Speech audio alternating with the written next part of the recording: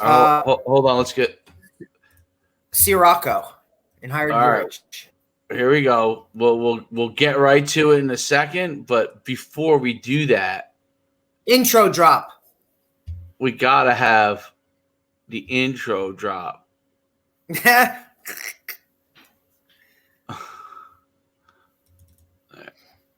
There we go. Welcome to Football and the Kitchen Sink. Get ready for in-depth conversation from the world of high school, college, and pro football. Plus some insight about the rest of the world. All this, along with some fun and humor along the way. Pull up a chair, grab a coffee or a beer, and join us. It's Football and the Kitchen Sink. Here are your hosts, Coach Schuman and Coach DePascali. I mean, you can't get better than that. I'd love to see somebody compete with our dynamite drop intro. Yeah, I mean, you know what I'm saying? I guess with the people, less traffic today, people watching us as opposed to the day when all hell was breaking loose. Country was breaking loose. Yeah, all hell. Yeah. So.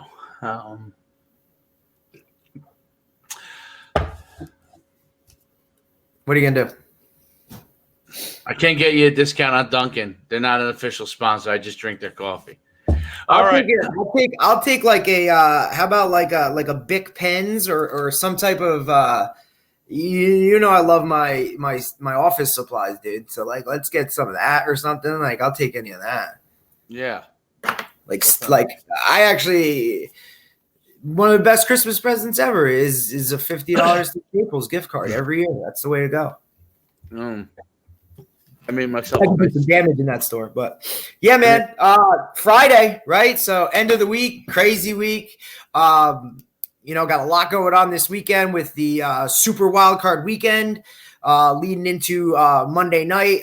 The national championship going on. You got coaching carousel going on as always this time of year. Busy couple days in sports, no matter what. Well, let's go to our BCS matchup, man. I mean, let's see Ohio State versus Bama, and what you think, and what do you think the matchup is, and who do you think has an advantage where? I mean, overall, who are you taking? I mean, are you gonna be willing to go against the Bama? Absolutely not. Engine? No way.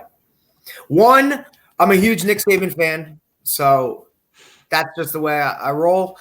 And two, I have not liked Ohio State since they were given a national championship back in early 2000s against Miami. I will, and you can put this down, show number whatever, Coach D will forever be against Ohio State. Wow. Forever be against Ohio State. As a whole, collectively, I'm just not an Ohio State guy, man. I don't think overall I'm a Big Ten guy, to be honest. I'm much more of and look, I'll be open and honest about my opinions or viewpoints. Like I'm an SEC guy. You know what I mean? Yeah. I like this. I like the speed aspect of it. I like the most exciting. I know my roots were a Big Ten type of world. As far as where I grew up, the type of football you didn't grow up around Big Ten football. There was no Big Ten in this area when you grew up. I guess that was Penn State wasn't Big Ten, and I couldn't even tell you. But I'm just saying that collectively across the board those types of schools. Ohio State, Penn State, Michigan State, Wisconsin, Illinois, like that whole. Iowa. We got to get you some lighting. I'm working on it, man. I'm working on it. I know there's a vast difference, and I'm starting to see it more and more. Like, I get it, all right? But you're a bigwig. You got your own studio. I'm still coming. I'm still an up-and-comer. You know what I mean? I have my own studio. Yeah. Hey, I'm making moves to try to get us a place that we could do if you want to do in person. I was actually going to bring that up to you, that I think we should start to look into that for at least once or twice a week to do in-person stuff or whatever. I mean, dude, let's make it like John Gruden's QB whatever, where he just bought a space down in Tampa and decided to just do film work in there. What was it? I think it was the Football Coaches Fired Association or something. He created his own, that's awesome. What was that? What was that? Like when he was in between jobs after Tampa Bay, when he used to do all the meet with the quarterbacks one-on-one for film sessions. That was an office. That's literally like a storefront in a strip mall in Tampa. I've seen it because I've driven by it because I wanted to see what it was. He literally rented out a storefront, like a store, and just made it his studio so that he felt like he had somewhere to go and went to an office every day, and he would just go into his pseudo studio. Wow, that's incredible. I don't know if that'd be good or bad for us to have a place to go to talk just football and do that stuff. I'm pretty sure that we would have a couple cots set up there, and before you know, I'd be sleeping there. So I don't know. That might be a good or a bad thing. Wow. So all clear? What's that? I say you all clear? You good? A lot of crazy things going on these days. Let me just put it to you like that. So, I think every day is something new. Something new and adventurous. Maybe sometimes something too new much and adventure. Yeah, maybe too much adventure. There's a little fine line between too much adventure. All right. Where is that line? That is the question. So there's your break. That's what you think of Ohio State. So let's go by side of the ball, though. Like, I think Alabama's the better team. Okay, I'll put that first part to it. I wasn't that impressed with Clemson. Before we get into anything, I want to say this. For as much as Alabama's been Alabama in these past however many years when they've been on this run, this is a very different Alabama team than we've seen before. Normally, Alabama teams that have won this thing in the past and have done this thing have been win with defense and ground and pound. We're now seeing Alabama teams that are averaging 50 points a game, and they're chucking this thing all over the yard. Right. I think going into that is something that's different about this Alabama team in comparison to the others. I think that's what makes them potentially more lethal. So here's what I'm going to give you my surmise of what I think. And I honestly, to me on paper, Alabama's the better team. Quarterbacks are pretty close. Offense, running backs is pretty close. I mean, I think Ohio State's running back's more of a runner. Najee can do everything. Receiving core, Alabama is especially if what's his name is going to play now, coming off injury. Right, Waddle is it? And then throw that guy in the mix. I mean, he was supposed to be better than the guy that just won the Heisman. Yeah, and then that just goes to show you like a factory. Yeah. Right? I mean, you look at this. The number 2 was the Heisman Trophy winner. Alabama had the Heisman Trophy winner, the number 3 finalist, and the number 5 finalist. All right, so quarterback, who would you give the edge to?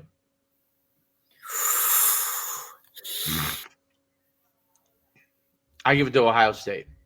I'm giving it to Bama because I think he's banged up a little bit. Well, that I don't know. I mean, he looked like he was banged up. Amazing what a shot at halftime can do, huh? Well, he's gonna get a shot at halftime again. Before the game. I would assume that this guy's been getting shots pretty much all week. And is he going to be? Obviously, you're never going to know the full length of this injury. They'll never disclose it. You'll never really know it until after the game when they go back and say, "Oh, he battled through this. He battled through that." I don't care how many pain-killing injection shots or whatever you're going to take before this game. You take a good shot on that spot again. You know what I mean? Like, he's a dynamic guy as is. He's a runner and a thrower. You saw that in this past game, like, his ability to fight through pain. I get it. But now we're talking like this is set in for the week. You know what I mean? Like, there's a lot. Will he be able to perform the same way with this injury? And I said it earlier in the week. If you're not Alabama and you're not trying to tee him up on that spot and put your helmet right there, I don't know what you're trying to do. I mean, I don't think that's dirty. I think that's part of the game. I don't think anybody will, I'm just going to go after this spot. You're still going to try and make a tackle. But if I can make a tackle where my head happens to hit that spot or my shoulder can hit that spot, let's go. But quarterback wise, just based off of the injury alone is the only thing I'm focusing on right now. That's where I give the edge to my man from Alabama. I give the edge to Ohio State. I think how about running back, which is interesting because one is on fire from Ohio State, and the other guy obviously last week coming out party, I think. Yeah, oh yeah. And if you look at it, like I said, this injury, he's getting more touches. Can Ohio State block the Alabama defensive lineman? Always the question, and like I've said numerous times before, the difference as to why I feel the SEC is always superior to other conferences is D-line. The speed of the D-lines, the size, the athleticism, the things that those guys can do in comparison to what they see week in and week out against everybody else. I bet if you went back and looked at it, how many Alabama D linemen, are in the league. I bet you it's going to be more than most other teams. But like I said, this is a different Alabama team. You don't think defense first with this Alabama team, Yeah. Let's see. Alabama. Willie Anderson, the linebacker, is a stud. Will their wide receiver be there? Waddle. It's close. I thought the D line for Ohio State played great against Clemson, and I thought their linebacker core played really good. I thought DBs were. I think the two areas where I think Alabama has an advantage is D-line, DB. And to me, both teams are going to score a lot of points. But if Alabama gets a couple of plays out of its D-line, then the DBs over Ohio State, then I think they have a really, really good chance to really take it to Ohio State. Now, the X factor. Will this be a close game? At the first half, definitely. I don't know what happens after that. X factor to me is the run game for Ohio State. If he can get on track and control the game, then I think you got 4-quarter game. Now, I predicted Clemson. I thought Clemson was going to win. So, Ryan Day has a hell of an offense, calls a hell of a game. Alabama is going to have Sarkisian, so there should be no issue there. The whole staff's there. Whole staff's there. They won't be there after the game. I don't know if they're heading back to Tuscaloosa after the game or if, Sark. Alabama, he might pick up 5 new analysts by the time the game starts. So. Hey, I don't know if he's getting in the plane and, him and Kyle Flood are getting in one plane heading to Austin and the other guys are heading back to Tuscaloosa, but, it's going to be whatever. I think it's going to be a good game first half. Alabama pulls away in the second half. That's kind of what I think. I think Ohio State's the key for Ohio State is if they got to control the ball. You got to control the ball. And if somehow they can get up by 2 scores at any point, that's the way they got a chance. You think because so? That's the Even only for how explosive Alabama is? That's the only way I think they have a chance. If it goes back and forth, like early on, yeah, they're not going to. They can't. I don't think they're going to be comfortable. Right. Like I would compare, like they can't just sit there and fast break back and forth with Alabama. You can't go score for score. They're never going to match that. I don't think they can do that. Now, if for some reason Ohio State gets up, and I think they can just lean on, that back to give him the ball and control the ball and, first down, second down, third down, first down, and just keep going and progress down the field like that. I think they have a shot. But, even with that being said, Alabama is extremely explosive. I mean, statistics wise, I could only imagine how many big plays they've had throughout the year, explosive plays. And then, for me, it's going to come down, Mississippi State beat Indiana. So this is what I look. It's interesting. Mississippi State beat Indiana. Mississippi State got railroaded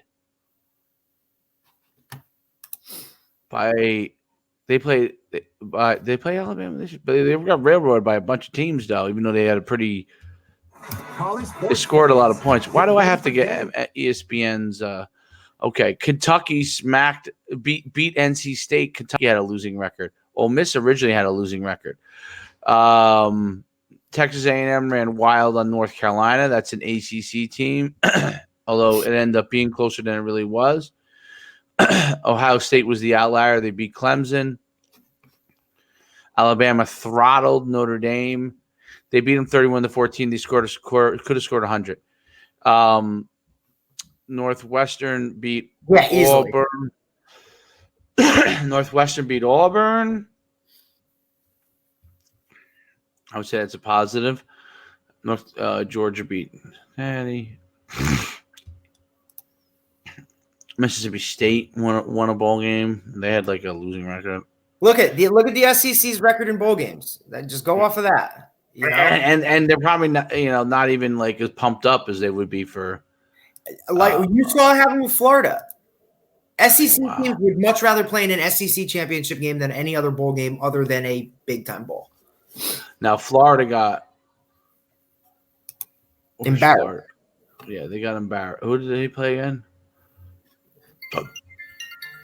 Who did Florida play again? Who did they just get throttled by? Yeah. Good question. Who? It wasn't Texas A&M. Oh, Oklahoma. Okay. Oklahoma. Well, yeah. Okay. All right. So I look at it like this. The whole key is Ohio State's got to get up and create some separation that forces Alabama to press. That's the only way I see it happen. Now, as many championships as Alabama's won, they've That's probably what I'm saying. Do they ever? That was my next question. Is does Alabama ever press? I think they pressed when they lost to Clemson that one time. ESPN, by the way. I mean, come on with your ads, dude. No one's clicking on those ads. It's Disney, man. You're just yelling at me stuff. You're just yelling. You're just yelling stuff at me. Disney? You don't want to go to Disney World? Pay for us go to Disney World? Sure, I'll go to Disney World. You can pay $20 for a turkey wing and whatever. Yeah, I mean. Anyway, well, so we both pick. I guess the long and the short of it is we both pick Alabama. We're both picking Bama. All right. It is amazing what lighting can do. By the way, you could actually see my whole face. I don't know whether you're high. Just the whole, your entire just. It's just different. Like mine looks blurry and old and all this kind of stuff. And before mine looked more blurry than yours, right? Maybe it's the lighting. I don't know. I got to make moves. Now I'm pressing. Like, let's get some space. Then we could turn it into an office. We can go to somewhere every day for work. Like, pumped. Sure, I'll just throw that money around. Woo! That's what I'm saying. You're supposed to be this guy for now until eventually it flips the switch and I have to take care of you. Well, that would be nice. That's what I'm saying. You give me, 10, 15 years. 10, 15 years. There you go. 10, 15 years. No, definitely not that. Dude, if we're talking 10, 15 years, absolutely not. How old will you be? We've had a relationship for what? We've known each other for what? How old will you be in 15 years? 50? 50. I'll be. Oh, I don't know how you get. I don't know. It's like opposite. Yeah, you'll be up there. Troy will be in high school. 15 years, he'll be college. So he'll be working for us. He won't be working for us. No, we'll be working for him. he'll be. Hopefully, we'll be working for him. At 20. Well, he'll be doing something. He'll be doing this. Oh, there we are on tour in Europe again, watching, or maybe he'll be doing that. How about Wimbledon? Hey, I ain't got over there. I'll go have a conversation with Mr. Krishna, the girls' tennis coach over at RBR, and ask him all the secrets. He wins. That's why I'm saying Guy wins. That's what I'm saying. I'm gonna ask him, but he coaches. I don't know if there's a difference in coaching tennis for girl. Like if there's different strategies, I really don't know enough. Right. Because the men hit harder, so on their serves. So I don't know if there's a different approach to it. I just know when I made it to the finals of the advanced tennis class, Circa UConn 1994, was it, or 5? You got your 1 credit physical education requirement to graduate? Yeah, I think I did beginner and advanced. I had to play a former UConn tennis player in the final, and I had a great serve, but I definitely was not experienced enough. Why would I assume that you weren't great at it? No, I wasn't great at tennis, but I mean, I had a cannon for a serve after playing all the time. Never played it in my life or even attempted it. So that's the only thing I could beat him. So occasionally I get like a serve by him, but if he returned that thing, I was in deep trouble because he'd had me running all over the place. I always had a heart attack. I was like, golly, how do you put the ball exactly where you want it? How funny is that you were in football shape, but you couldn't run back and forth? But that's what I'm saying. Like, and you couldn't run back and forth. I could, but he was wearing me out, man. Like, just. But I'm just saying, like, that just, we always talk about the difference in, being in shape for certain sports. I mean, you would think if you're in shape, if you could play football, you'd be in shape to play tennis, right? No, not even the same. I mean, the problem comes like when you get into the like that first set, I lost a couple of close points. Like I could have. And I don't even understand the scoring. What is it like? 15, what happened 30, was 40? 15, 30, 40 set. But what happened was when you don't break the server, and once in a while, and if he breaks you, then what happens is you're up S Creek, especially against a guy where guys usually have good serves, so it's hard to right. It's hard to return it. And you can only score points when you serve, correct? No. No.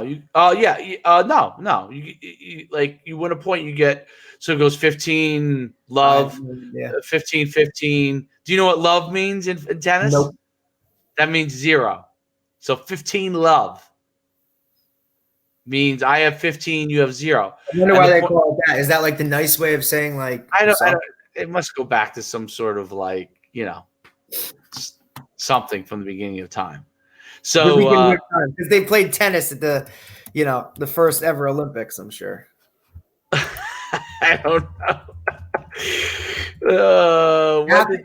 Athens, Athens dominated Sparta in the first. Well, all right. So let's go like this. So tennis started in the 12th century. So that would make it the 1100s. And yes, right, the 1100s. So see, I always do that to people when you say that century. It refers to the number before it. Like that screws a lot of people up. Like lawn tennis was a big deal. They still have it over, grass. Like that's what Wimbledon is. Yeah. Well, I mean, that used to be like a staple like thing for the higher echelon to do was to, go out back and have, a couple tennis matches or whatever. Yeah, absolutely. So, I mean, look, Wimbledon started. You ready? And that's why we call it, by the way, football in the kitchen sink. Okay. I mean, where else do you get this kind of stuff? Yeah. Like who knew we were going to be on tennis? Who bothers to go off in these tangents? 1877 Wimbledon, 1881 U.S. Open. And the U.S. Open is still held right in Queens, right? Yeah, that's Forest Hills. Forest Hills. It's a nice spot when you drive by it heading to JFK. Yeah. I mean, I don't think I've ever gone. I've done that numerous times. Absolutely. Pick up, drop off. It's pretty interesting that it's been around. I wonder if it's been around longer than golf. Well, golf is originally obviously was created in Scotland, so you know what I mean. Like we're talking that, and that was my next thing. Is like, at what age do you and I start to play golf? Because I'm sure you've obviously partaken in certain golf things, but I play golf. At what point do we really start dialing this thing up? I don't think I'll ever dial it up. No, I played quite a bit, but well, I mean, I don't have the ability to like, how guys can go. A lot of guys can do this. Just go and play, and like kind of have some beers, and just hang out, relax, and be okay with doing shitty. I'd go out there and want to be like, let's play another 9. Like it's a little frustrating for me. I know my personality. It wouldn't be like that. It would be bad. And then it gets to the point where I'm at like 9, and I'm like, you got 9 more, like, right. So, but 15 centuries when golf started, so that's interesting. So tennis has been around longer than golf. I wonder what the oldest sport is. Well, it's not basketball. Wrestling, maybe? The oldest. Oh, I'm right. Yeah. The oldest sport is wrestling. Oh, they say with the possible exception of athletics, which is track and field, because obviously people probably could run and race each other from the time they came out of the came into existence. You don't really need much for that. Yeah. I'm sure someone back in like 10,000 BC was like, I put line here and we put line down here and we'll all race each other. Yeah. Like you see that animal carcass over there? Like, I want to eat it. You want to eat it. Let's see who can get to it first. Ready? We race it. And then, we look at the sun and see how long it takes. Yeah. So, yeah, wrestling started wrestling dates back to 7,000 BC in Mongolia. Mm-hmm. Wow. Okay. And running, 776 BC, it's recorded. Javelin throwing, 708 BC. That makes a lot of sense. I'm shocked it wasn't an event earlier, since there wasn't too many. I wonder what they were throwing as far as what the javelins were made of. I mean, were they tackling dinosaurs? They must have been using some sort of javelin back then. Yeah, from like a bone. Well, If you think about javelin, it's kind of like throwing a spear, so they were probably really good at it to begin with. Some of those nomadic tribes that were just like, killing animals to survive. Like, hey, I can throw this spear that far. How far can you throw it? Like, hey. Yeah, I think they were doing it anyway, informally, since the beginning of time. Right. And somebody was just like, yo, let's make this a sport. Yeah, like, this is a sport, man. Like, we'll measure it. We'll give out some like high fives. Right. Hockey was 600 BC, and polo was 300 now that's BC. A sport, dude. Anybody who's ever treaded water, bro? No way. That was not for me. So running, the oldest sports are wrestling, number 1, running, javelin throwing, polo, and hockey. That's interesting. Look at hockey. What's that? Hockey, look yeah, at I would hockey. have never thought that.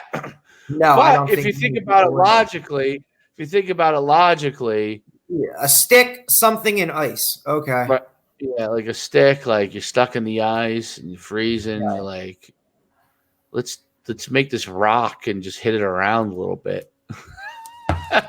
Right. Yeah, I mean, well, no, that's literally what it is. Like, hey, this pond is frozen or something. So what can we do with it? Okay, let's do this. Pond, a pool or a pond? Pond would be Pool, good for you. pond, whatever was there, that whatever was freaking frozen. A pond would be good for you. You know what that's from? What? Caddyshack, my man. Not Caddyshack. top 10. You're not a fan, right? Not a top 10. It is 100% maybe number one, but the fact that you don't think it's a top 10, I just feel like you've been deprived as a child, and that like maybe I have to have a conversation with your dad. And I put Uncle Buck above that. Uncle Buck is not above Caddyshack. That is ridiculous. You should have seen the post. I couldn't even get it through the door. Come on, man. Like if I had an uncle, if I walked downstairs and my uncle was making a pancake the size of the oven, you're telling that's not funny? That's hilarious. I mean, yeah. It's hilarious. He punches a clown who rolls up in a mouse car. He punches him in the nose. Like, come on, man. Oh God! I'll give you a couple of Buck quotes. Here we go. Buck. Who's Cindy? Is the girl? Cindy is the girl. Yeah, that girl, right?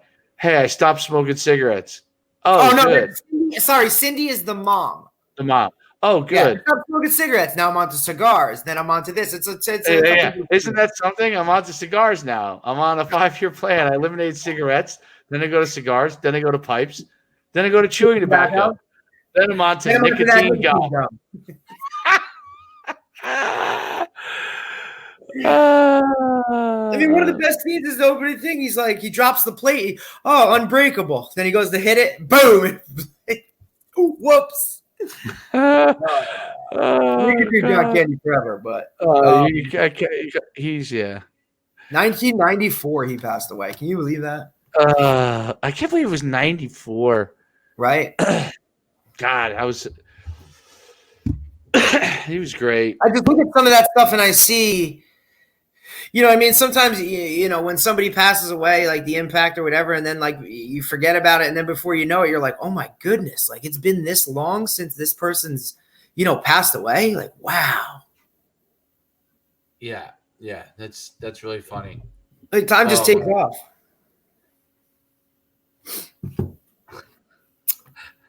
I just remember these things. How about this one? He goes, how many times does the dog eat?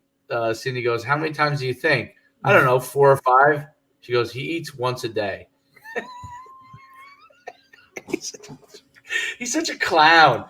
I gotta he's eating dry cereal and then he turns on the vacuum to vacuum it off his shirt. Stupid shit. Yeah, he just really does dumb.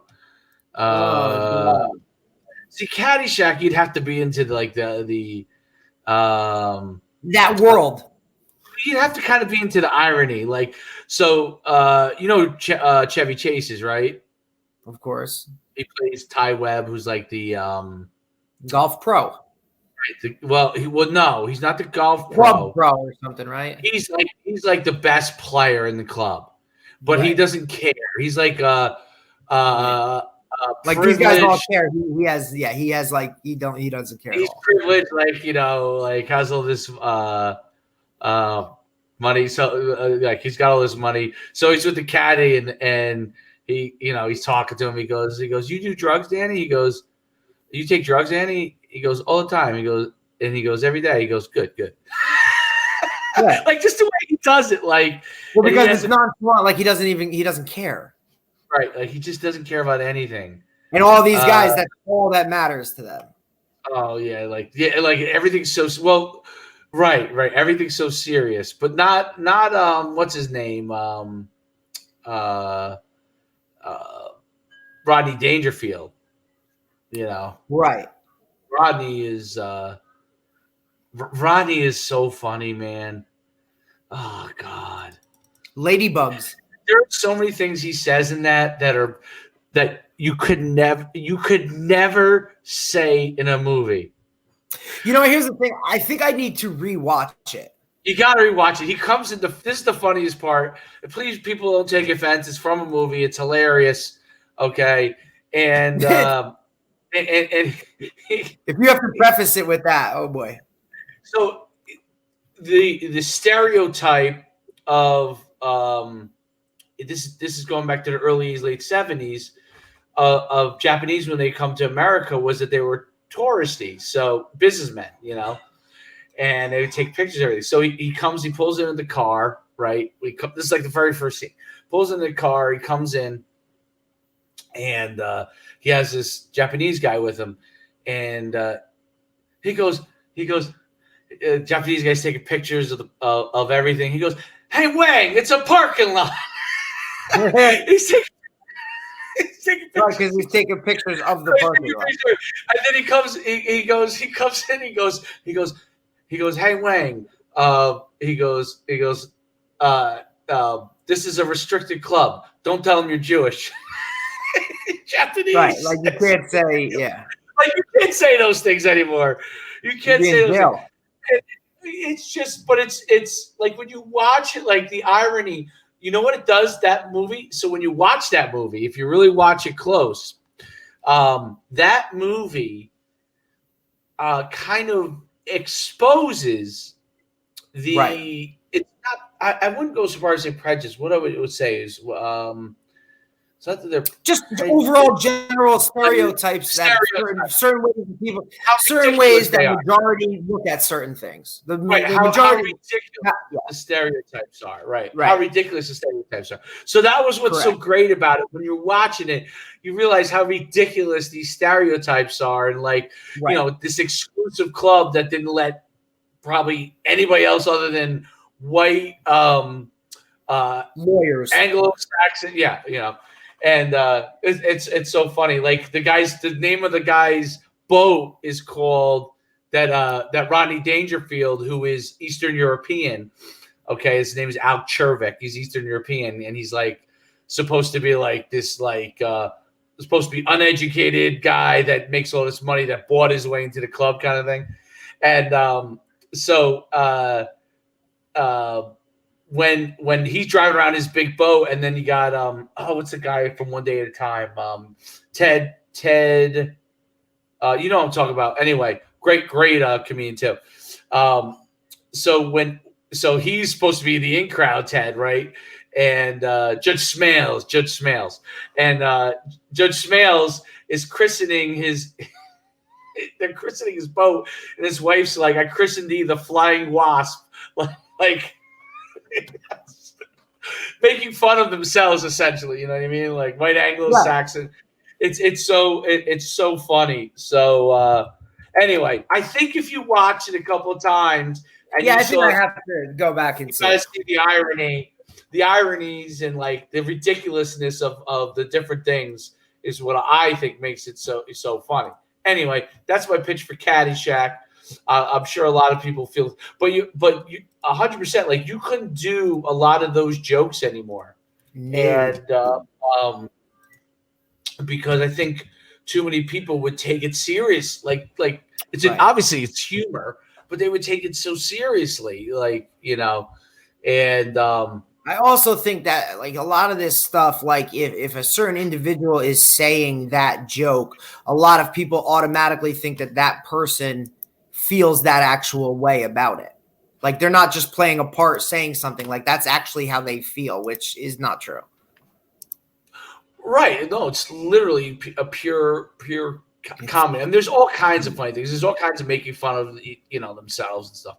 But anyway, that's I think if you watch it, and but it is way before your time. So it's like if I watch, I don't know, I'm trying to think of something that I would watch that's maybe 15 years before that, like almost like the 60s. I don't even know. I don't know, Lenny Bruce, Young Frankenstein, Lenny Bruce, or Richard Pryor, Right, Young Frankenstein with what's his name from? Yeah, well, he was kind of my time. That's what's his name? That was with Richard Pryor in a lot of movies. Yes, Willy Wonka. Gene Wilder, and Richard Pryor. His comedy show one of my all-time favorites. Out of this world funny. Dave Chappelle, I used to think was out of this world funny. Yeah, see, I was never really a fan. What didn't you like? I don't know. I really don't know. I'm more of a Kevin Hart. Kevin Hart's funny, very funny. Very funny. I think Kevin Hart's very funny. Kevin Hart's more G-rated. Yeah. Compared to Dave Chappelle. Like Dave Chappelle. Richard Pryor, they're both G-rated. Correct. Well, Dave Chappelle during his show was kind of pushing the envelope. That's when he went off too, because he got he felt like he was taking it too far, I guess, maybe hurting. I bet you if I went back and watched a lot of that stuff, like now, I think it would be. You couldn't put that on TV anymore either. No way. And that's not even in grand scheme. That's not even that long ago. It's really not. And it's Chappelle's show. I remember watching it like in 2002, 3, 4, 5 in that time period. Right. maybe slightly after. I don't know. Really, really interesting stuff. Comedy. I mean, comedy is one of those things that it kind of, I don't know. They should have some level of leeway. Right. Like I feel like they should get a pass, but that's not how it works anymore. No. Right. Within certain parameters, right. There are certain things that are never going to be funny. Correct. But I mean, you, like I said, the thing you watching Caddyshack, you couldn't do any of those. You couldn't do any of those. People would be standing outside picketing. And I guess, times have changed, but there are still some things that are classic. Rodney Dangerfield in Easy Money. Did you ever see that? No. Oh, you gotta see Easy Money. He's like a gambler, drinker. He's just out of his mind. And he's hilarious. He is hilarious. Rodney, John Candy. That was a whole era run of those kind of comedians. What's his name from Chris Farley? Chris Farley was so funny. Oh, was he funny? Chris Farley. Yeah, that was a life well cut short. Jim Belushi is before my right, and that was Chris Farley's idol. Right. And they both went down the same path and both left the same way. It's tough. It's tough. You're a celebrity, and there's easy access. Nobody's ever going to say no. Say no, and he probably you're never going to be. Unless you want to, you'll never have to be alone if you don't want to be. In any retrospect. Really young, 33. Who? Yeah. Do you think about it? That was a year younger than me. Crazy. And was already where in his career after Tommy Boy, Black Sheep, SNL. But if you've seen any of the documentaries on him, it's a sad world. That comedy world, you think these guys are all funny, but they got their own stuff going on. Look at Robin Williams. John Belushi, not Jim Belushi. Jim Belushi was his brother. John Belushi was the one that was right. A lot of actors and a lot of comedians, man. Jim Belushi was in a great high school movie. Oh, what was that movie? When he plays a principal, not John Belushi, but Jim Belushi, the brother. Is it a serious movie or? I think it was more serious. Yeah, was it called The Principal? That might have been one of what? You're right. Yeah, he was also in Curly Sue. You're right. He was in that. He was the dad. Right? He kind of has long hair. The Principal. That's right. Right? And he goes into an inner city school, and the kids literally beat him. Yeah, Lou Gossett Jr.'s in it with him. No, that's a very good movie. That is a very good movie. That was Jim Belushi. That's the brother. 87. Right. That was 87. Wow, low budget movie. Budget was 11 million, and it made. Where is it? I just saw it. Oh, it's small. Oh, here we go. It budget was 11 million. It grossed 19 million. Not a whopping success. I'll take 19 million. I mean, 19 million now is nothing. I'd still take it. What's your favorite John Candy movie? Summer Rental. Summer Rental. I'm curious what Summer Rental made. Caddyshack was 1980.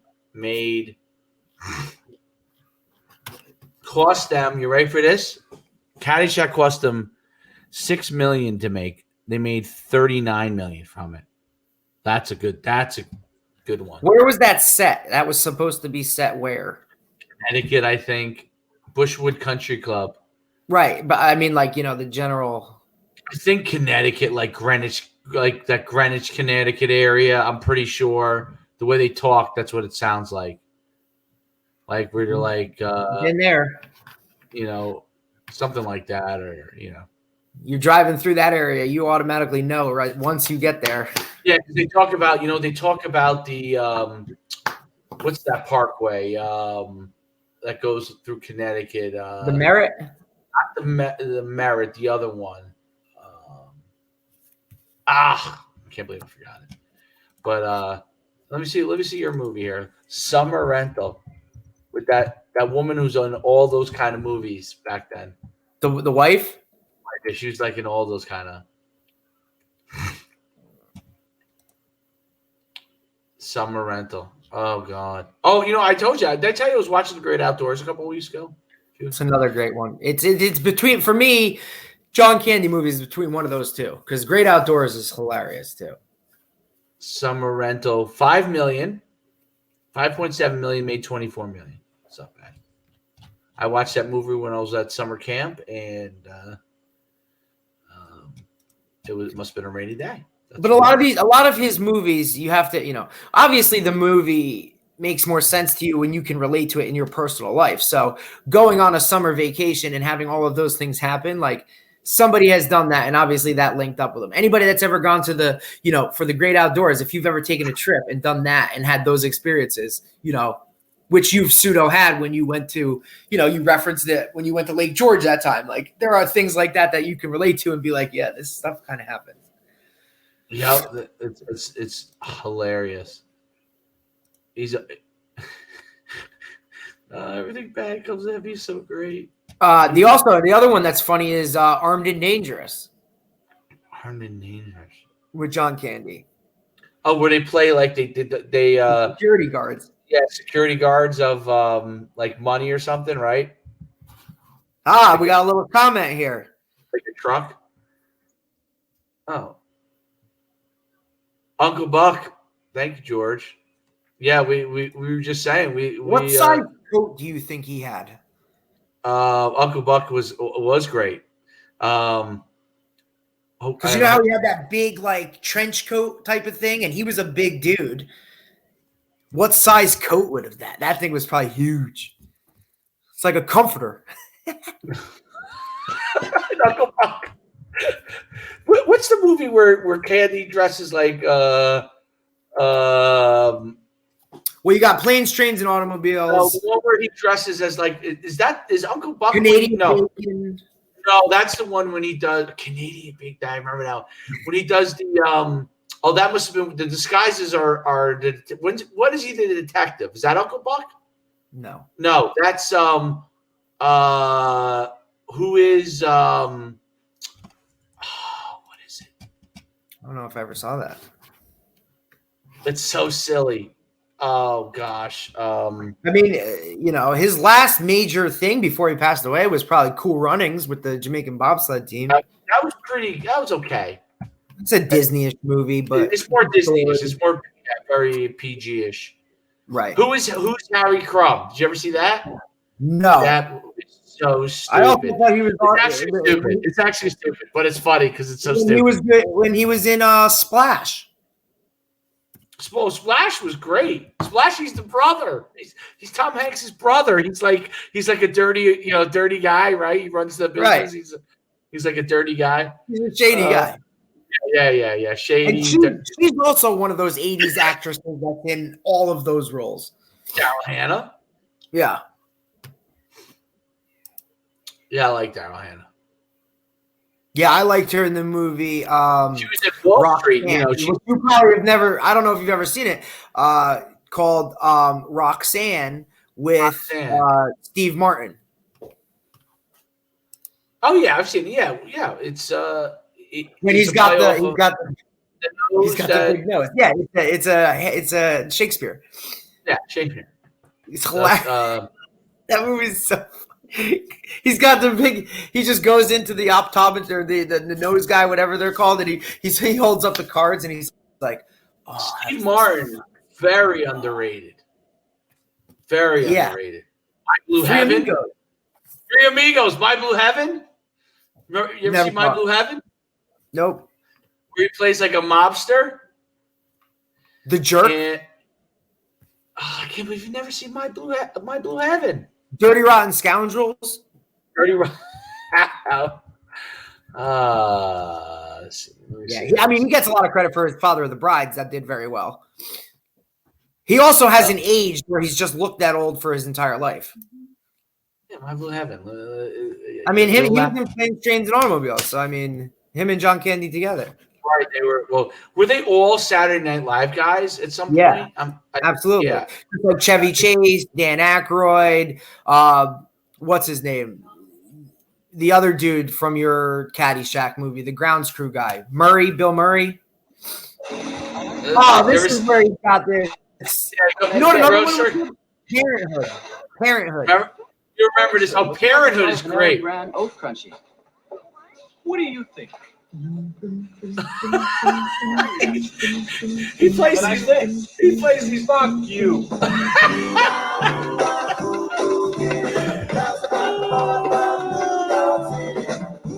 What is this one? So I'll explain it to you right after this scene. It's hilarious. He's really fine. Today I hope to make him my own mind. And he changes the price on all the meat and then goes and buys all the meat. Yep. What's it called? My Blue Heaven? Yes. That's funny. Let's see when he gets to the That'll be 12. The hairdo is a killer.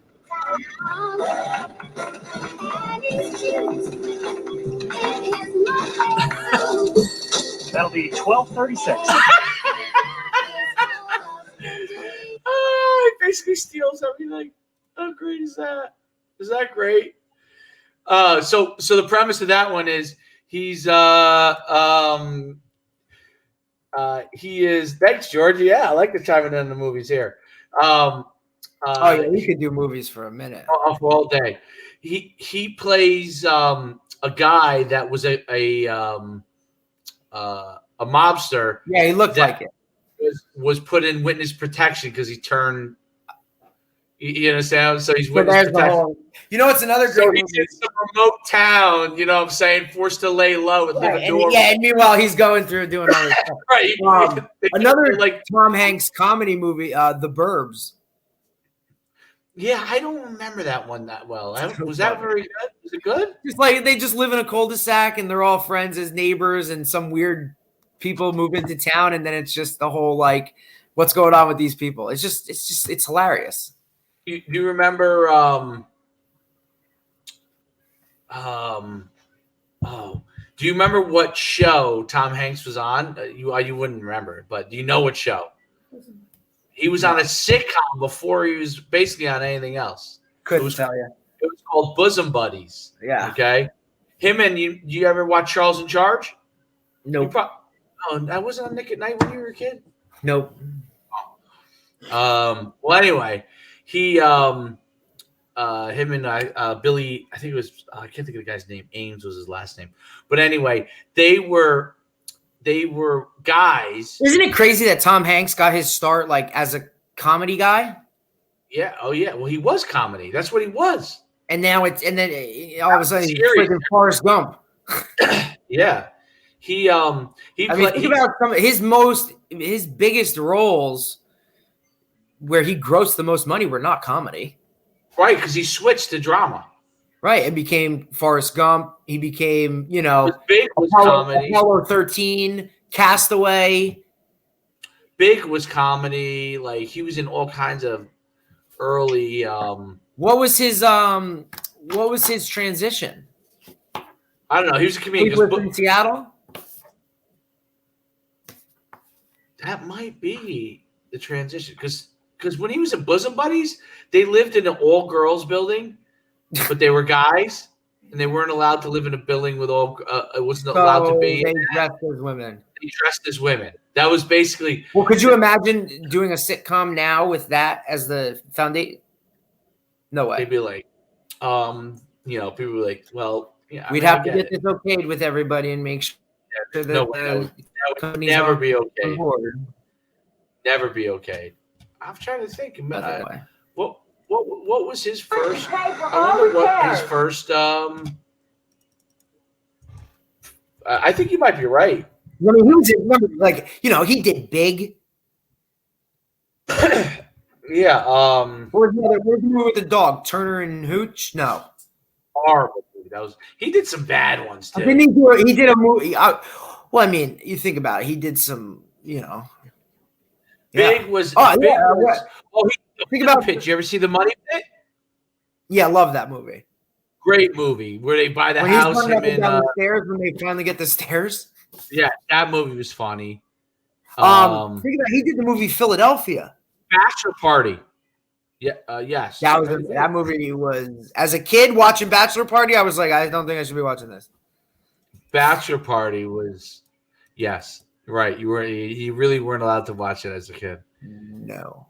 You're right. So let's see. His first serious movie was. I mean, the guy is the voice of Woody from Toy Story, dude. Think about how much, how much money is from being that voice.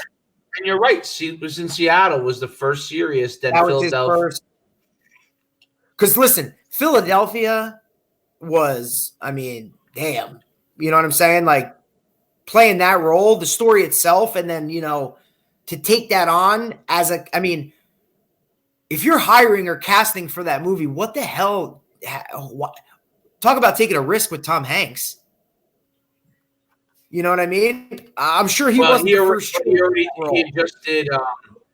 He had just did Sleepers in Seattle though before. But still though, think about it. Like you're telling me that guy was your first choice for a role like that? He crushed the '90s, dude. He crushed it. Here's the movies that he had that in. Well, hang on before you go. You want to know what my favorite role for him is out of all of them? What? A League of Their Own. Oh, I was just gonna say, League of Their Own was the first big one. Dude, that movie. That's comedy. He's a comedian in that. Right, but I just love that. I just think that movie is great movie. Rosie O'Donnell. You got Madonna in there. How about this? My principal at Saddlebrook High School. Jane Moffitt, God rest her soul. She passed away a little while ago. You played in that league? She played in that league. She would never tell you. She would never tell you because she was like, obviously it was different times. She was so tough. Like if you messed up, like she didn't like you to mess up. She didn't want anyone to know she was like actually an athlete. I felt like sometimes she may have went over the top to like, go the other way, you know what I mean? But she was like people thought she was weaker because she was an athlete. But she was an athlete before any women were really. She was in a league of their one of those teams in a league of their own. She played pro baseball. She was a heptathlete who qualified for the Olympic trials in the heptathlon. What's that?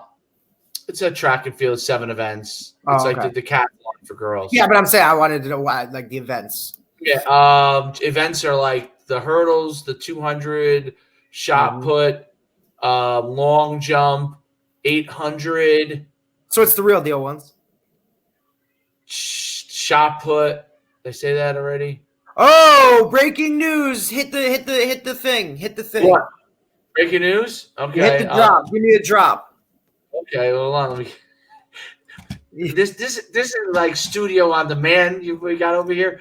Breaking news. Breaking news. Hold on. We get you your drop.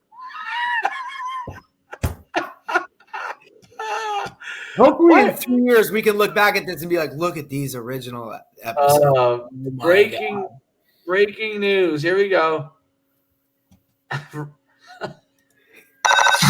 Football in the kitchen sink. Breaking news. What do we got? Breaking news from your Dallas Cowboys have fired coordinator Mike Nolan. Was that the guy from and Oregon defensive State? line coach Jim Tomsula. So both are gone. So send in your resume. Yes. Yeah, all right. There you go. You're hired, Dave. Okay. I got to bring Derek with me. All right. Derek, Yeah, I can be your personal DA. I know there's so many. If you got that call, would you go? If I got the call to be the OC in the Dallas Cowboys, is that what you're asking me? No. If you got the call to be hired in some capacity for the Dallas Cowboys, would you go? What capacity? Coaching? You tell me. You tell me. Like I'm saying, like let's say not a position coach, but let's say, I don't know, maybe director of scouting. Would you even ask what number you're going to pay me, or are you gone? So director of scouting is a pretty high position. All right. Well, I want to know if it's something that, do you ask, what are you paying me? Or do you just say, this is a position in football with the Cowboys, I'm gone? No, because some of the positions are like you're never climbing out of. So okay, depends on what the position is. But if it was director of scouting, I think you know the answer to that. It gives you a reason to go to Texas. I would hate to if that happened, but I mean, there's something like it's just high school. You're not going to get paid enough, even though you'd like to stay. What's crazy is that in some capacities, because I'm sure you've been asked, I've been asked, you guys love coaching so much. Why don't you go coach college? A lot of people don't understand that unless you're at that higher echelon of whatever, we make more as high school coaches and high school teachers than you would as a college football coach. Well, college also you got to think about lifestyle. So stability. So like that's what I say. Like it depends on what position. So if it was director of scouting for the Cowboys, yeah, that's a big position. It's going to lead to other things. If it's hey, you're like an assistant scout. What about if the Winnipeg Blue Bombers call you? Are you going? I know a guy from all those teams from being an agent. Would you ever consider going to Canada? If they called me for what? That's again. What are they calling me for? Offensive coordinator. I'd have to think pretty hard about you probably doing it. Yes. Really? Yeah, offensive coordinator in Canada. Yeah. I'm saying you'd have to think about whether you would take it or not. Well, I would discuss anything with my family before I make any decision. Of course, but I'm just saying, I would have to discuss it too. Great opportunity, yes. Sorry, Jen, but we're heading to Montreal. You're probably going, yeah. I'd say you're probably going. Yeah. If now the scout, like I know a couple of guys that are like, I don't know what they get paid. Now, I'm sure the coaches get paid decently. I don't know what the scouting guys get paid because they run a lot of camps and stuff. And that's what I'm saying. I wonder what does that entail? Well, like if you're like the head scout, just because I know from being an agent, this is basically what they do. They're recruiting. They're looking to figure out who they're going to draft and all that stuff, and the Canadian players, and then all those kind of things. We're talking about scouting in a Canadian Football League or in the NFL? Canadian. But what they do is they run these camps. Oh, you just went on mute for some. Oh No, yeah, I'm doing that. Oh yeah, because you got. I got a couple visitors. Come here. You want to be on a show? No. Okay. Nope, not happening. Not ready yet. Not ready. She's not. Come here, Harp. No, I want to my hand. Say hi. Say hi to the viewers. Hello. Say hey, Coach. No. Oh! All right. I lose. Harp, say hi. Oh, my goodness. Oh, you're gonna be shy now? Yeah, like this one that yeah, never right. stops talking and now all of a sudden wants to be shy. Oh, it's all over. Say in a funny face. Hello. Buried. Not happening, but whatever. Yeah. Yeah. Hello. Well, she's definitely not like her mom, I'll tell you that much. Oh, she is. Hi. Hello. From what most say, the real athlete in the family, but well, listen, your sister's still got records too. who mine? No, she has none. Good athlete, but she doesn't have records. I have the records. This one's got more records than me, I think. It is what it is. Right? What? That's not for you, my man. Lucky for me, I get to be. Yes, you're the guy in the Schuman household, but yeah, I don't know. Like so when you're talking NFL scouts, you know what I mean? Like obviously you have the draft, right? And obviously that stuff. They grind. Those guys. But like, grind. what do you? Yeah, like what is your? Are you going to college games throughout the year? Are you going to practices throughout the year? Like, what does that actually entail as far as being the head scout for an NFL team? They do visit during certain time periods. I think there's designated times when they can go. I don't think they can just go. And but they've already visited the springtime, most of them, before a lot of their senior years or junior years. Right. So spring ball is probably a big time for them. They visit the school. They go around, yeah. And they sit down with the coach. Like, I think that would be so cool. Yeah, that's what they do. So just, give me a car, give me an allowance, make sure my hotel is good in every place I'm going, and I'm hitting this school today, I'm hitting that school today, I'm hitting this school today, and just go. A guy who was OC, I don't know where he is now. He was we're at Michigan State, but a guy who was OC for Red Bank with Giggs, the team that went to the finals. Jack's team? Yes. Their OC took a job with the Giants as like a scout. And then he took a job as a recruiting guy at Michigan State, but that whole staff got let go. Corey, what was Corey's last name? I just think that's cool. I think that would be cool. Look, obviously it's a single man's lifestyle, just driving around from school. Some of those scouts, they've been scouts for like 20 years, the older guys. Yeah, that's what I'm saying. They go to basically in the spring for combines. Their tour is like the draft all the way through the draft. You know what I'm saying? And then they go to all the pro days, obviously the combines. Yeah, I mean that's your job. And what happens is they're on like 1-year deals, a lot of them. Right. So right. And then they either get renewed or they get or they just go try. Yeah, I mean that's interesting. Now, obviously, I think Canada's you got to put a little bit more work into it because doesn't Canada aren't they limited to the amount of Americans they can have on a roster? Yeah, I think the most they can have on the field, offense and defense, is 11 out of the 22. I think it's something like that. I think it's actually a rule. Like you have to be Canadian to play. I think it was like 11 out of the 22, or I can't remember the exact number. Actually, this is probably something we could fact check. How many? How many But Americans? Canada football has always interested me no matter what, just because it's the closest thing that you get to the NFL anywhere else. Or as far as another football league, you know what I mean? That kind of does it the same way. The fact that some of the rules are different is cool.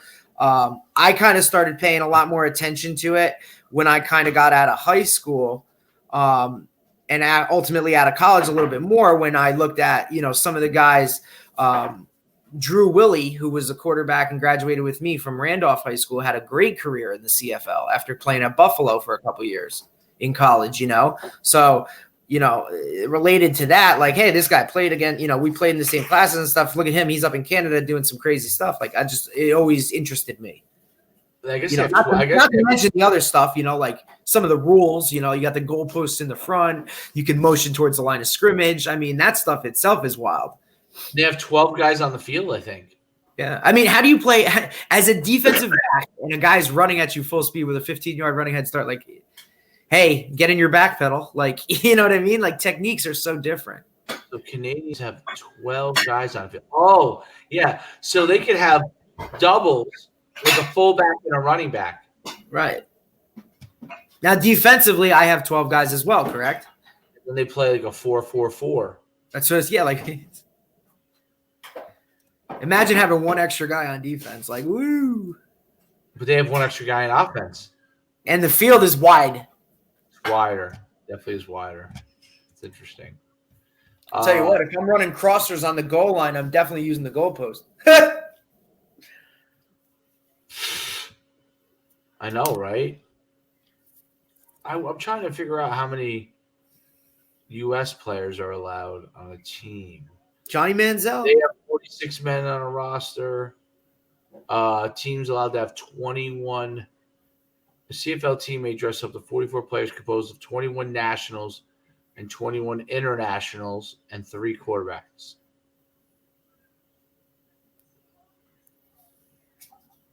So half the team Motion towards the line of scrimmage. Come get some. Craziness. It's fast paced. It's 3 downs too. 3 downs. Right. 3 downs to 10? 3 downs to get the first down, not 4. But it's 10, right? 10-yard first downs? Yep, that's why I throw so much. You Yeah, got you to have to. coming out chucking. That's why when Ricky Williams went there back in the day, people were like, what are you doing? You're a running back in the CFL. It's interesting. Wow. Montreal Alouettes. Alouettes.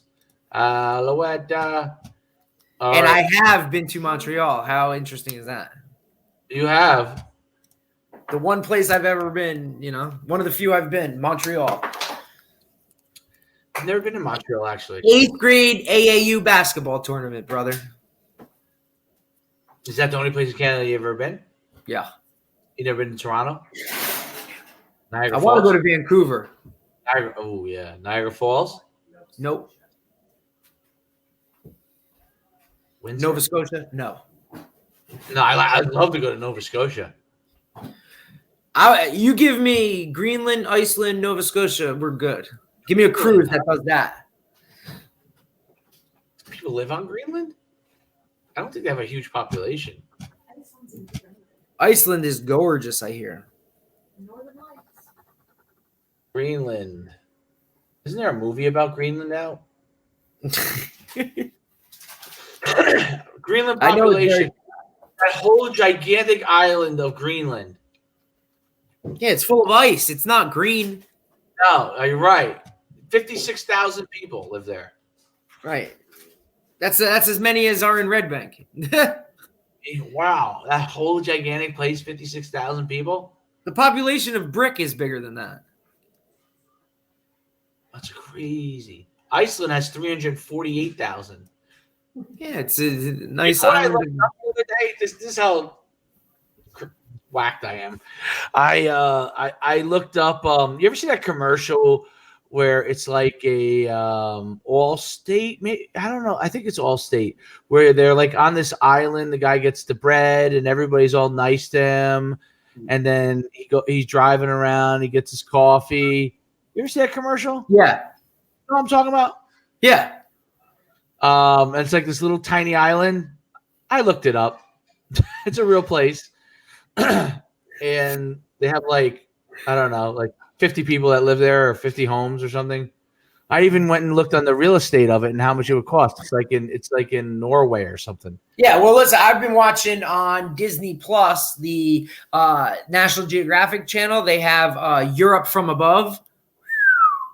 Good series, man. Good series. Europe from above, mean from space, you mean? No, like from drones and things and helicopters flying above all of these European countries and just exploring specific things about them. I think they did the UK, I think Italy. They did Italy, Germany, the Netherlands, Poland, and Spain. I think there was, because I think there was 6 countries.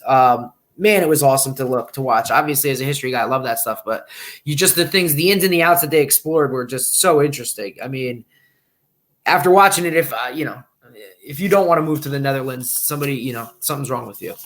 You know what I mean? With all the tulips and all that kind of craziness stuff. I mean, Italy, you're talking about all the foods and stuff like that. Even the UK, when they were going in talking about stuff like, with Scotland and Northern Ireland and all that kind of stuff, like just so interesting. Just a little, but that stuff's that's my wheelhouse stuff. I got to get to Europe at some point. Right. I don't know. As a history guy, like Europe, it's history. Europe's interesting, yeah. Yep. I mean, you're talking about like, Venice, Italy, that's like, going to be no more because it's freaking going undersea, Venice is going undersea. But like stuff like that, like I just find that stuff interesting. It just for me to travel is like it's huge. All right, did we cover the All-Pro team yet, or that came out? No, we have to talk about that. How many All-Pro teams are there? Because I thought I saw someone on the 6th team. I think there's 2, but I don't know. Maybe it was his 6th time. Bobby Wagner, linebacker for the Seahawks. Well, I'll give you what we got. Okay, you ready? Yeah, Tell me if you like it or not. All right, it's 50 panelists, media members, I guess. How many players? Sorry. Oh, you're talking about who chooses it. Yeah, Associated Press NFL All-Pro team selected by 50 media members. Okay, so this isn't the fans. First team. No, these are like people that actually pay attention and know what should know what they're talking about. First team offense, Aaron Rodgers. Yes, 100%. Running back, Derrick Henry. It has to be. Tight end, Travis Kelce. Wide receiver, Devontae Adams, Stefan Diggs, Tyreek Hill. Wow, Diggs. From Buffalo, yeah. I mean, look, like I said to you the other day, isn't it amazing how one guy can change so much? You want me to go through NUC? Who's NUC guy that I know off the top of my head? You ready? Yeah, just, as we go through, just hit it. So quarterback Aaron Rodgers, no, he's too old. Henry was. Derrick Henry, yes. Travis Kelce, yes. Wide receiver, I don't remember. Devontae Adams, I'm not sure. I feel like if any of those 3 would be Diggs. Stefan Diggs, yes. David Bakhari, I have to look it up. Jack Conklin. Lineman? Yeah, lineman. Jack Conklin. Give me the lineman names, but with the team. David Bakhtiari from Green Bay. Center? Left tackle. Jack Conklin, right tackle, Cleveland. Left guard, Quentin Nelson, Indianapolis. Yes. And you see. Right guard, Brandon Scherf, Washington. I don't remember. Center, Corey Lindsey, Green Bay. Green Bay has 1, 2, 3, 4, 5 on offense. 5 first-team All-Pros. On offense, yeah. Edge rushers, T.J. Watt, Pittsburgh. Brother. Right. Myles Garrett, Cleveland. Aaron Donald. Oh, God, I would hope Donald's on there. Rams. DeForest Buckner, Indianapolis. Okay. Fred Warner. Who was T.J. Watt, Donald, Buckner. Who was the 4th one? Edge rushers are Watt and Garrett. Interior, Donald and Buckner. Linebackers. Corners, San Francisco. Bobby Wagner, Seattle. Darius Leonard, Indianapolis. Leonard, Wagner, and who was the other one? Leonard. No, Leonard. Leonard from San Fran. Warner. Where's he from? San Fran. Warner's San Fran. Leonard is Indy. Cornerbacks Xavier Howard and Jalen from Miami. Howard from the Dolphins, right? Jalen Ramsey, NUC, from Los Angeles Rams. Then safeties are Tyrann Mathieu, KC. Honey Badger. Minka Fitzpatrick, Pittsburgh. Oh, Jersey. 2 Jersey guys on that list. That NUC also. Buda Baker, Arizona. Buda Baker's like the hammer, right? He's just a hitter. Like they just say he's yeah. So Tyrann Mathieu, Minka. I like the Howard guy. I really do. The corner from the Dolphins. He had like 10 INTs, I think. And special teams, Jason Sanders, place kicker, Miami. Jake Bailey, New England, punter. Cordarrelle Patterson, Chicago, kick returner. Gunnar Olszewski, punt returner from New England. Special teamer, George Odom, Indianapolis. Long snapper, Morgan Cox, Baltimore. Second team offense. Who is the second team quarterback? Josh Allen, Patrick Mahomes. That's huge. I love that. Love that Allen made that. He should be there, dude. Running back, Alvin Kamara, New Orleans, NUC. Tight end is vacant. I don't know why. Oh, because they did more receivers. Wide receiver, DeAndre Hopkins. Yes. Jefferson, Calvin Ridley. Jefferson, yes. Jefferson, I think, just broke Randy Moss's record for rookie something. Calvin Ridley, Atlanta. DK Metcalf, Seattle. Cole Beasley. That's got to be for number of catches. Buffalo. So you're talking. So you got Allen as the quarterback, Diggs on the first team, and then Beasley on the second team, and you can see why the Bills have gotten, where they are. Right. Left You know what I mean? You're tackle. putting guys on these teams, dude. Like, Yes. Left tackle, Garrett Bowles, Denver. Right tackle, Ryan Ramczyk, New Orleans. Left guard, Joe Bitonio, Cleveland. Right guard, Wyatt Teller, Cleveland. Center, Ryan Kelly, Indianapolis. And Frank Ragnow of Detroit.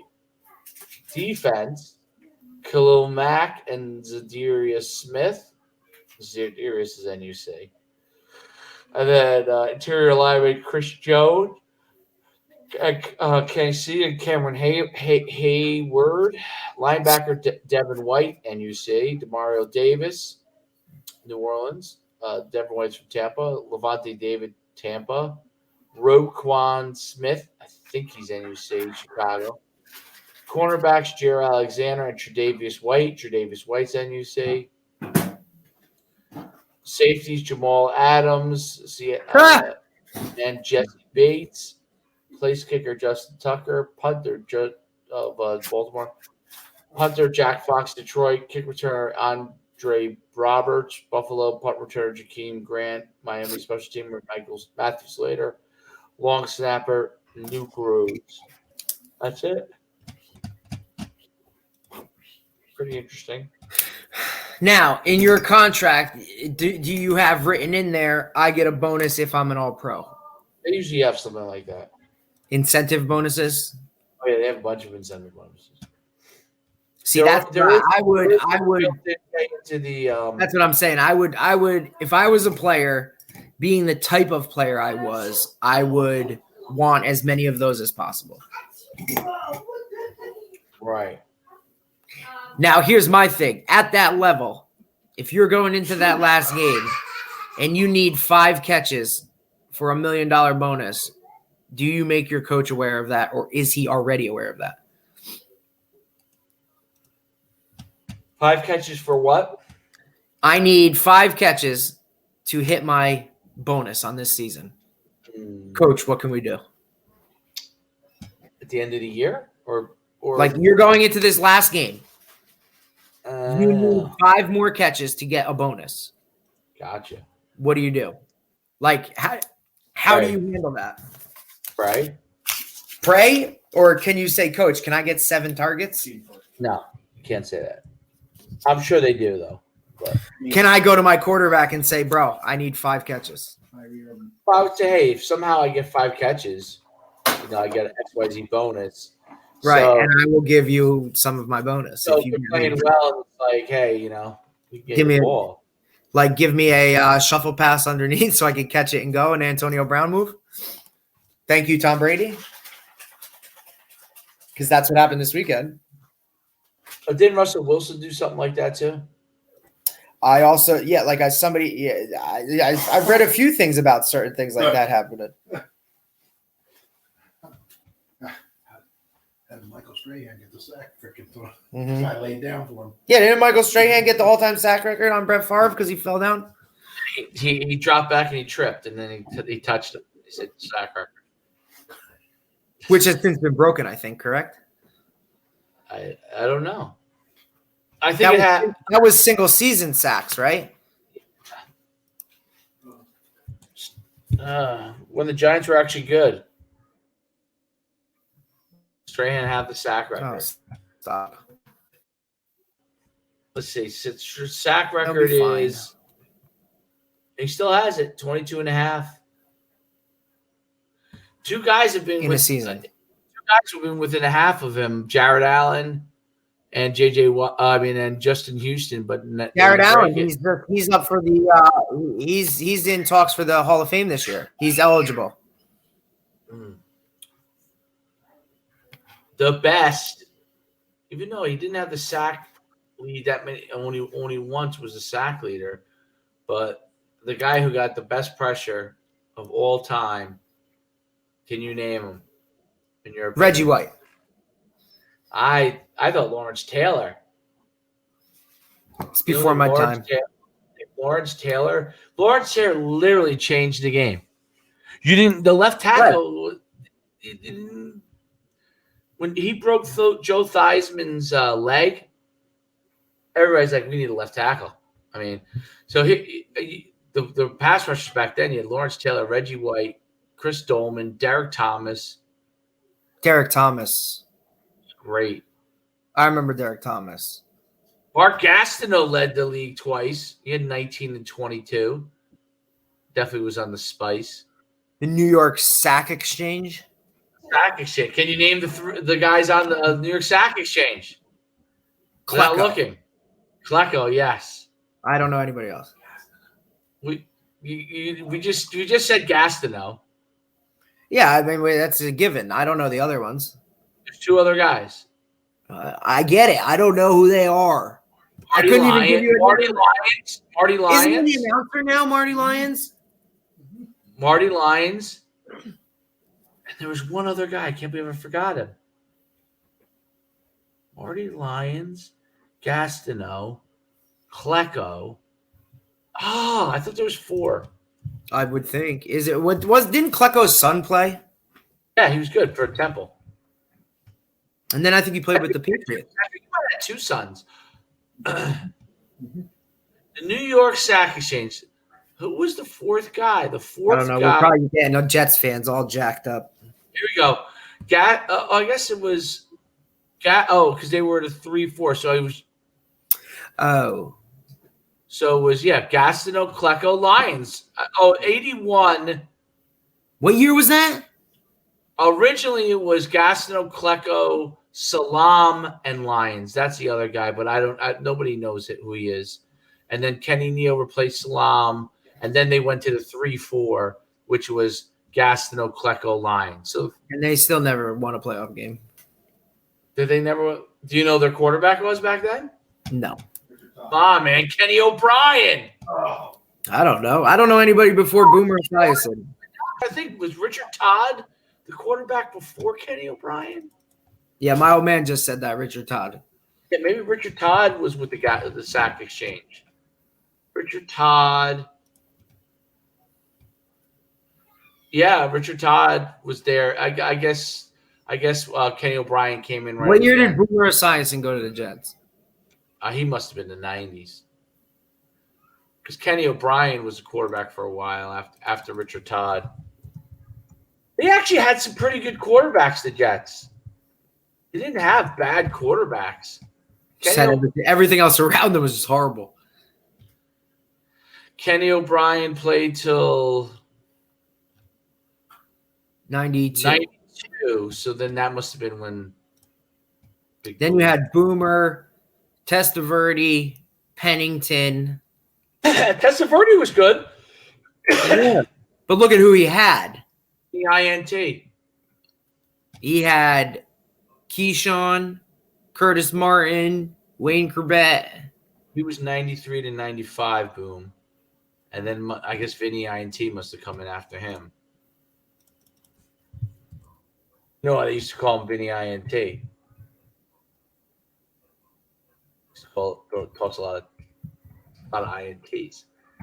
Vinny INT, he was with the Jets from 98 to 2003. Who was in between Boomer Esiason and Vinny Testaverde? That's what I wonder. He had some good years when he was with the Jets. Who? Vinny Testaverde. I have to look at who he had. He had good dudes around him. Who was after? Oh, was Pennington after? No, Pennington. Yes. No, Pennington was after Boomer. I mean, it was after Testaverde. After Testaverde. So who was before Testaverde and after Esiason? No idea. This is where we need our fans. Let's see. Jets starting quarterbacks. Here we go. All right. Man, Google's great. Okay. It might be corrupt, but it's still. Oh, they had. Oh God, yeah, they went through some struggles. Listen to these guys in between Boomer and Vinny. The question is, will I know him? No. Well, you might know the first guy because he's a coach now. Frank Reich, Neil O'Donnell. Neil O'Donnell played against him. My dad played against him. Neil O'Donnell, Glenn He's Foley. a Madison guy. You know that, right? Yeah, Glenn Foley. Oh, Foley. And then you had. He was there. Ray Lucas came in for like a couple. Oh God, don't even. I can't even. I almost can't listen to Rutgers games, but from him announcing, it is horrible. He was a good player, Rutgers. Okay, so here you go. Guess who played against us? I played against him in junior football when he was at Harrison High. He was a Harrison kid. Who? Ray Lucas. Yeah, their Harrison's junior football team was unbelievable, and Ray Lucas was their quarterback. They were really good. They used to beat the crap out of us. It's funny because Harrison was so bad for so long, but they were good. Those teams were good. Kenny O'Brien. So then it was Pennington after Testaverde. Pennington and oh gosh, yeah. Jay Feely or Jay Fiedler. Pennington. Then I guess these guys must have been hurt because Brooks Bollinger played for a little bit, but then he was terrible.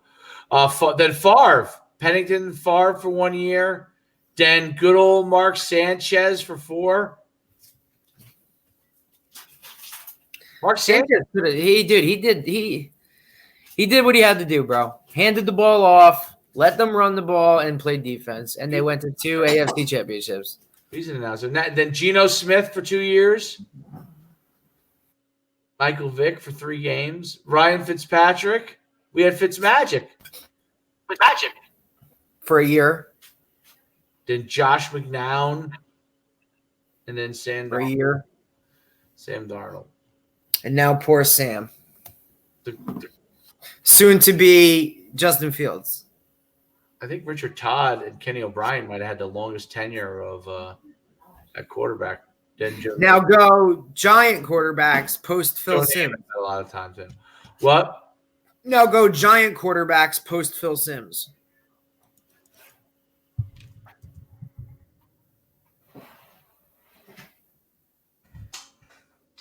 Giant starting QBs. Right.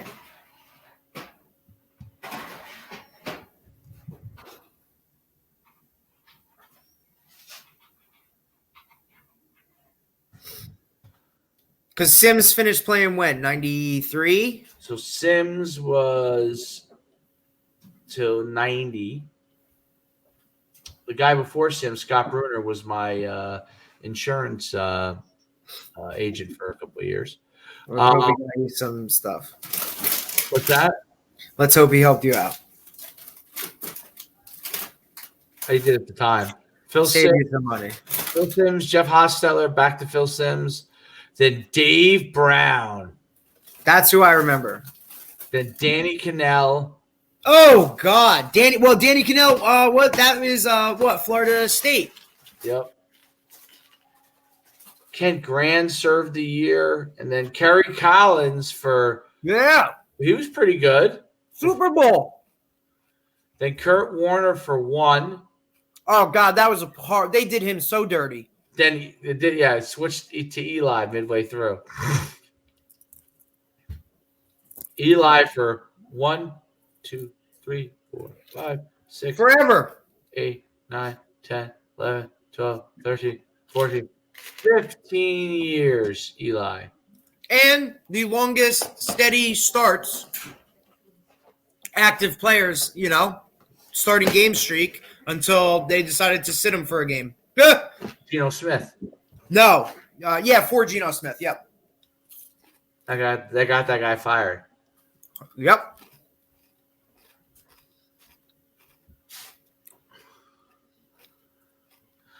Y.A. Tittle played for the Giants. So did Fran Tarkenton. Now, you want to really laugh? Mm. Do the Cleveland Browns. Ha! Oh, God, I can't even do that. I'm pretty sure there's been over 20. Brian Sipe. Tim Couch. Let's see. That until Baker Mayfield, this was a The death. Rolodex. Well, You're talking Brady Quinn. You're talking just ridiculous. From 1946 to 1955, they had Otto Graham, the great Otto Graham. Right, but look at since Tim Couch was taken. What's that like? 1999. Bernie Kosar for a long time. That list has got to be ridiculous. Since Tim They Couch. actually had a lot of stability for a long time. Brian Sipe, who was very good. Then a couple of guys in between. Then Bernie Kosar for a while.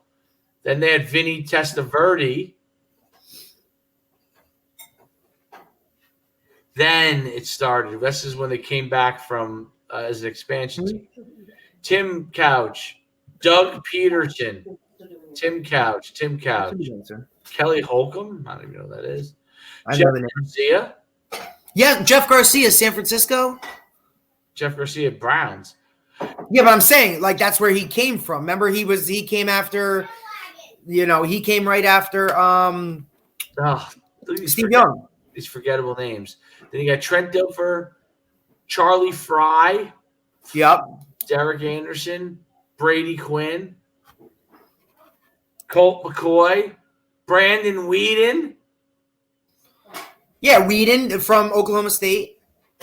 Brian Hoyer, Yes, bald dude. Now he backed up for the Patriots. Josh McNown and Johnny Manziel, Cody Kessler, Deshaun Kaiser, Notre Dame. then Baker. He did nothing. Where's Deshaun Kaiser now? Nowhere. I would be surprised if he's even in the league still. He is on the practice squad for the Titans. Just making money to be there. And what about Terod? Terod played. He was, remember, if a doctor didn't puncture his lung, he was supposed to be the starter for the Chargers this year. That's right, he was, yeah. Thanks, Doc. Thanks, Doc. Now I gave Justin Herbert a window, and I'll never see the field again. Not there, at least. No way. He's No the way. first, him and Joe Hayden, first NUC stars. Crazy. Is that crazy? Still in the NFL. Shoot. Pretty That good. was 2005, he was in NUC. We used to say way back in the old days of the NUC, like 2010, 2009, everyone would be like, how many pros do you guys have? How many guys do you have? Like, wait, we still got kids matriculating. And then all of a sudden it was just hundreds and hundreds and thousands. Yeah, that's how it works, baby. So it works. Tommy Lasorda, RIP, great manager. Ultimate Won the coach. Olympics. Didn't he win the Olympics too? Or they won the bronze? No, he took college kids and they won the bronze. And they won the title. Yeah. Did they win the whole thing? I think I know he won a medal. He definitely won a medal. It was like a big deal because he was the only one with college kids. Right. Everybody else was like pros. Yeah, great manager, man. Rest in peace. But 93, good life. Tommy Lasorda, the only manager of the World Series and Olympic champ. I guess they won. Good for him. Died in 93. It's a nice little something to have on your resume. It was. You're right. Like I remember as a kid, he was one of my. I actually was a Dodgers fan as a kid more than I was a Yankees fan, like I am more now. Well, I feel like he was almost like the first pseudo, I don't want to say celebrity, but he was more in the limelight than other coaches. You know? He was a celebrity. He was. Do you remember his pitch? You weren't alive yet, but do you know who his famous pitcher was? He used to throw all kinds of strikeouts. Your dad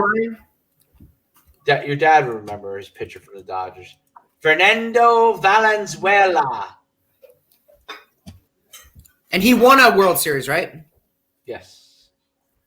Probably with Fernando Valenzuela. Yeah, definitely one of the first managers, coaches that I can remember as a kid. Yeah, let's see. He won Fiery dude. in 2000, 73 years old. They tagged him to run to the Olympic team, a ragtag Olympic team, the first to include professional players, but none on Major League Baseball rosters. Okay, so when they would play Japan, they'd play like their pros.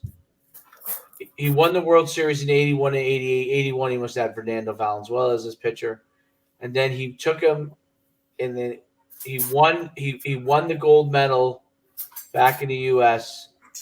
He said it was bigger. I tried to tell people I went over there, this is bigger than the World Series. People thought it was wacky. Yeah. He was a little different. I'll tell you this, that was a great story when they won the Olympics with all college kids versus pros, basically. Right, because you're looking at it, it's like the miracle on ice. I mean, not to that. Yeah, no, that's what they compare it to. That's right. Exactly what the article says. Because and he won the World Series twice. You know, But 93 years old. I'll take it. I wonder what happened to Fernando Valenzuela. How long? He's probably back in his country doing nothing. He's probably 375 pounds. He used to throw strikes, man. He was good. He was out of shape. He's 60 now. Oh, he's from Mexico. That's what I'm saying. He probably went home. He played for. Listen to this. He played for 18 years. That's incredible. Well, as a pitcher, He and must- it's not like there were pitch counts back then. His nickname was El Toro, the Bull. And those guys were pitching 9 innings. His career record 173 and 153, 2,074 strikeouts. Pretty good. Wow. Fernando. I remember when Fernando made, he was so famous. He used to throw so many strikeouts. Right. Crazy. Interesting. Anyway, what does he do now? Yeah, so let's see if you're right about that. What? He is a color commentator. 2017, Team Mexico purchased a Mexican baseball team. Doesn't seem like he does too much. Married a school teacher. His sons played in the major leagues. He had 4 children, 2 of his sons. Wow. They come from good stock. He's not big though. Like he's not like one of these pitchers that are you know what I'm saying? Like he's not a big man. Right. So he just got he just had a cannon. I wonder what he does. He probably chills all day long, every day. And if he wants to throw a pitching lesson, charges whatever, somebody pays it, and he's good for the week. I don't even know if he tried. He must have made a lot of money. Yeah, and then put that into the peso and you're good. Are you kidding me? Yeah, let's see. Any news on this guy? Nothing on Fernando. No news might be good news. Yeah, it means you're still alive. Yeah, especially in Mexico. All right, brother. All right, man. Hey, good show. That was fun. We will talk. I like talking Before we movies. down. It's sports. Big. We definitely should probably do something this weekend because we got, some big games. We got 3 games tomorrow, 3 games Sunday, and then the big daddy of them all on Monday night. Monday night. Yeah. So. All right, man. I'll talk to you soon. Later. Great job. Signing off. Oh, we'll go to the final part, which is our outro.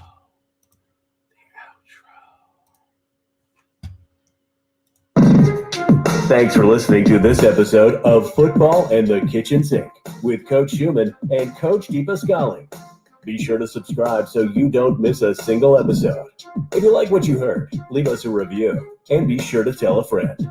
We will meet you back here next time on Football and the Kitchen Sink.